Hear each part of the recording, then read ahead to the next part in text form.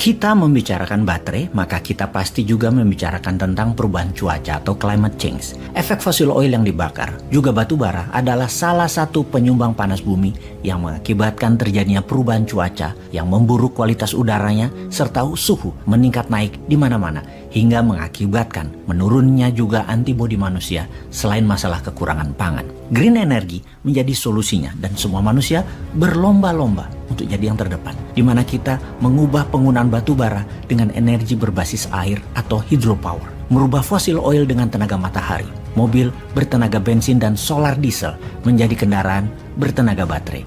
EV atau electrical vehicle dipakai sebagai kendaraan ramah lingkungan, bersih dan bisa didaur ulang, serta sustainable. Kalau melihat propagandanya, apakah benar electrical vehicle yang berbasis baterai itu bersih?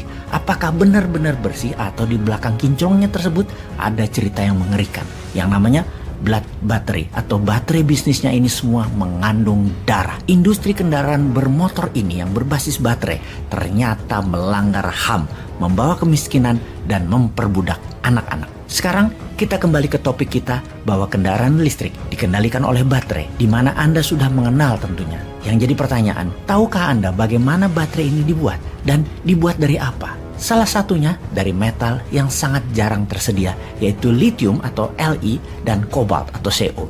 Kobalt memberikan kestabilan di baterai tersebut.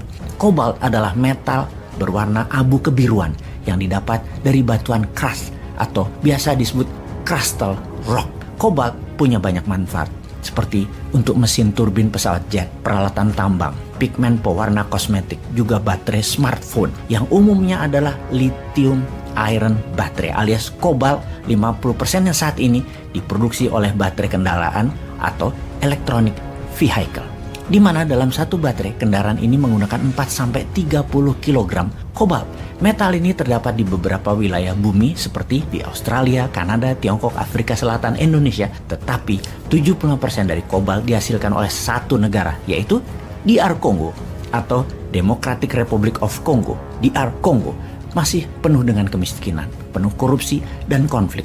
Namun di bawah tanah Kongo terdapat deposit kobalt terbesar di dunia. Penduduk Kongo 92 juta, di mana lebih dari 2 juta penduduknya bergantung dari pertambangan kobalt. Mereka disebut dengan julukan negosian. Ada dua kelompok besar di Kongo penghasil kobalt ini. Ada perusahaan industri skala besar, ada penambang liar atau artisanal.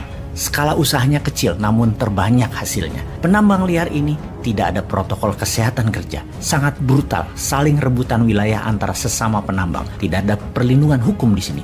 Penambang liar ini ada lebih dari 100.000 anak di bawah umur yang bekerja, bahkan ada yang berusia 6 tahun usianya. Anak-anak kecil ini bermain-main dengan kematian setiap hari. Mereka masuk ke dalam sumur yang sempit dan dalam, di mana tidak ada orang dewasa bisa masuk ke dalamnya.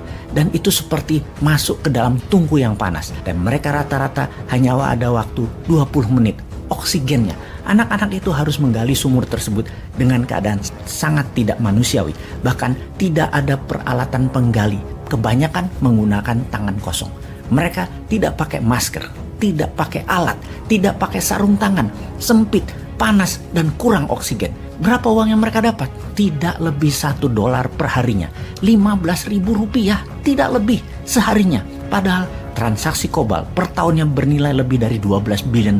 Dan di tahun 2027 nanti diperkirakan naik 50% kebutuhannya dari sekarang. Yang pastinya uang tersebut tidak pernah terdistribusi ke anak-anak buruh di bawah umur tersebut yang menemukan dan memilah metal tersebut.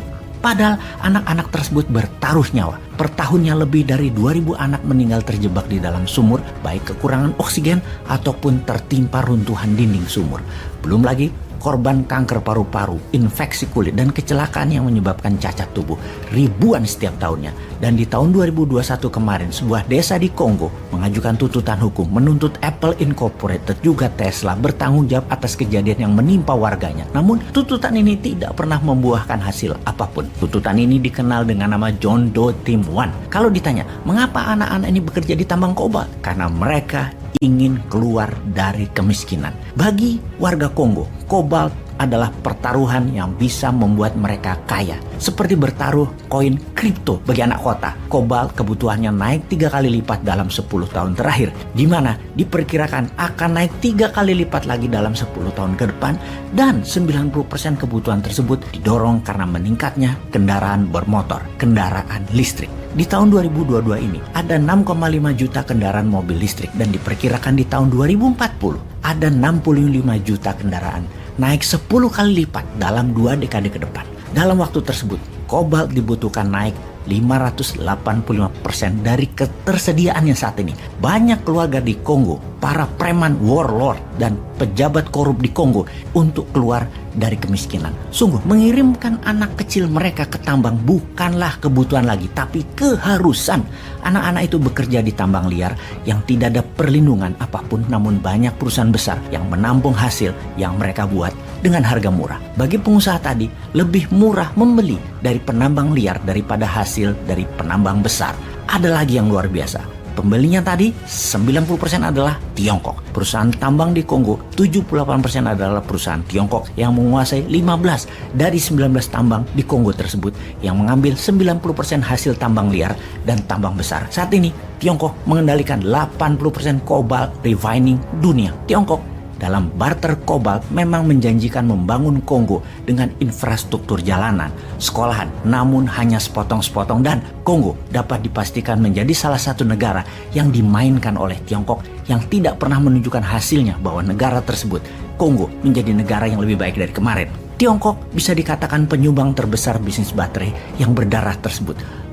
Baterai ini selain ujungnya yang bertanggung jawab atas darah bertumpah tadi adalah industri kendaraan listrik, pastinya Tiongkok juga ikut bertanggung jawab. Perusahaan terbesar milik Tiongkok adalah Kongo Dongfang Mining, anak usaha Huayou Cobalt yang menyuplai ke seluruh perusahaan di Eropa seperti misalnya Volkswagen misalnya. Perusahaan Tiongkok di Kongo mempraktekkan hal yang sama dengan penambang liar kobalt tanpa jaminan keselamatan kerja dan dibayar murah pegawainya. Bahkan terdapat laporan kalau ada buruh yang meninggal, perusahaan Tiongkok tadi menguburkannya di lokasi dan menyogok keluarga korban tanpa pernah lapor ke pemerintah. Jadi kalau dikiaskan, kendaraan listrik itu sudah membunuh manusia bahkan sebelum dipakai di jalanan. Jadi kita bisa bayangkan perusahaan terbesar di dunia yang saat ini menggunakan kobalt dalam baterainya seperti Tesla, Volvo, Renault, Mercy, juga Volkswagen. Mereka menggunakan sumber dari Kongo ini yang dikatakan menerapkan zero tolerance terhadap buruh anak, ternyata tidak benar-benar mengaplikasikan toleransinya tersebut ke buruh anak di tambang kobalt di Kongo. Saat ini Tesla di mana kedepannya berjanji akan menggunakan baterai berbasis LFP, lithium iron phosphate, yang zero kobalt seperti di Tesla Model 3 tipe standar range. Namun Tesla masih tetap membeli kobalt dari Glencore, perusahaan trader metal Switzerland yang merupakan pembeli terbesar dari tambang Tiongkok di Kongo. Tesla beli 6.000 ton kobalt per tahunnya. Jadi kita mulai paham yang katanya baterai ini green energy, ternyata dirty energy, sangat kotor permainannya. Katanya mau membuat climate change lebih baik, tetapi mengapa mengorbankan ribuan anak manusia? Sungguh, baterai selama ini masih pakai kobalt. Dunia masih lama tujuannya untuk membuat dunia lebih bersih. Jadi semoga paham bahwa kobalt itu sesungguhnya sangat jahat dan kedepannya pasti berada di ujung tanduk. Begitu juga nikelnya Indonesia kalau dibuat baterai di ujung tanduk.